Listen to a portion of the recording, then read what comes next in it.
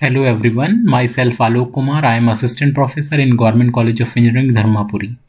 Okay, so here we will see next topic, or we can say same topic, that is we can say machine dependent code optimization that we have seen in previous lecture, that is peephole optimization. So in that we will see next technique, that is null sequences, constant folding, and some special instructions also there that we can replace. Okay, so this one is just to see this one, null sequences.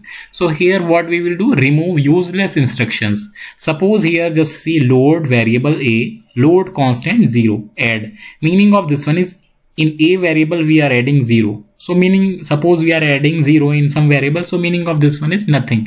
So simply we can write this like this manner. So remaining both instruction that are null instruction, so we can remove. So this one is the optimized code. Now this one is second technique, that is constant folding. Okay, this one also just here just see replace constant expression with its result.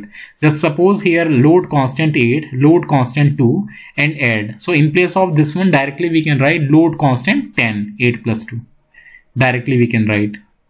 Okay, suppose here we are having instruction like replace instructions with specialized instruction, usually more relevant on machine code. Suppose we are having machine code like this manner, load variable a, load constant 1, add, store variable a. Okay, so here how we will do, or what we will do here, load variable a, load constant 1, add, store variable a. So just to see here what we are doing, firstly we are adding, in a we are adding 1, a plus 1, and after that we are storing in a variable, a equals to a plus 1. So directly we can write increment variable a, so like increment variable by 1, so a equals to a plus 1. So like this manner we can optimize the code.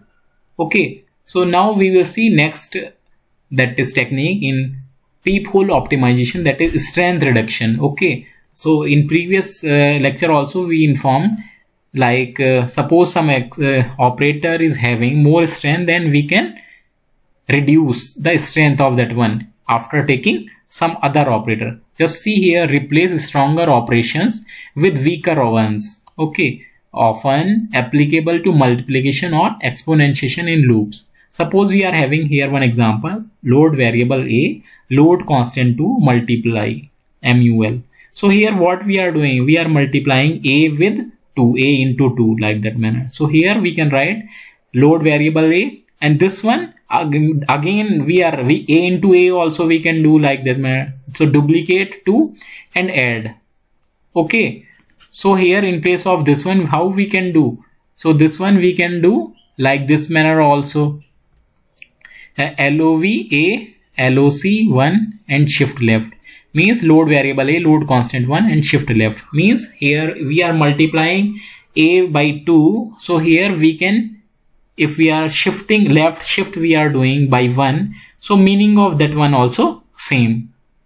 Okay, so this one is strength reduction technique in peephole code optimization, that comes under machine dependent code optimization.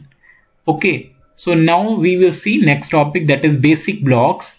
So here just see here why we are using this basic block, so that we can optimize the code. So suppose we are having some code at the time, firstly we have to convert that code into basic block so that we can easily optimize the code. So basic block is a set of statements that always execute in a sequence one after the other. Okay, the characteristics of basic blocks are, there is no possibility of branching or getting halt in the middle. All the statements execute in the same order they appear. They do not lose the flow control of the program. Okay, any given code can be partitioned into basic blocks using the following rule. So these two rules are there, determining leaders, determining basic block. So here firstly we will find the leaders and we will find the basic block based on leaders. Okay, so rule number 1 is in like what we will do, partitioning intermediate code into basic block. So any given code can be partitioned into basic blocks using the following rule. Rule number 1 is determining leaders. Okay, how we will determine leaders? So first statement of the code, okay, that will be the leader. Second, that is a statement that is a target of the conditional or unconditional go to statement, that will also become as leader. Okay, a statement that appears immediately after a go to statement, that also becomes a leader. So we will see this one with the help of one example. Okay, second rule is determining basic block. So all the statements that follow the leader, including the leader, will till the next leader appears form one basic block. Okay, that will form the one basic block. The first statement of the code is called as the first leader. Okay, the block containing the first leader is called as initial block. Okay, so this one we will see here with the help of this example. Just see, this one is intermediate code, and what is that? Suppose we are having 10 into 10 matrix, so we are making that one as identity matrix. So just see, this one is I equals to 1, j equals to 1. So like this code we are having. So first one, based on this rule, you can see first statement of the code, that is leader. So here this one is leader 1. Okay, now just see where goto is coming. Goto is coming here. Okay, just go to 3. So this one also will become leader. Okay, after that here go to 2. So here this one also will become leader based on this rule statement, that is a target of the conditional and unconditional go to statement. Okay, this one leader. After that here the statement that is appears immediately after a go to statement, that also becomes a leader. So this one is also a leader, and this one also a leader because this one is coming after go to. Okay, after that this one just go to 13. So this one also will become leader. Okay, after this statement nothing is there, so no leader. So all these are the leaders, and based on that one we can make here basic blocks. So here 6 basic blocks we can find. Okay, so basic blocks will come like this manner: B1, B2, B3, B4, B5, B6. So statement 1, that one will be one block, and statement 2, that will be from here like this. This one only will be in block number 2. This is statement 2. Statement 3 to 9, that will be in third block.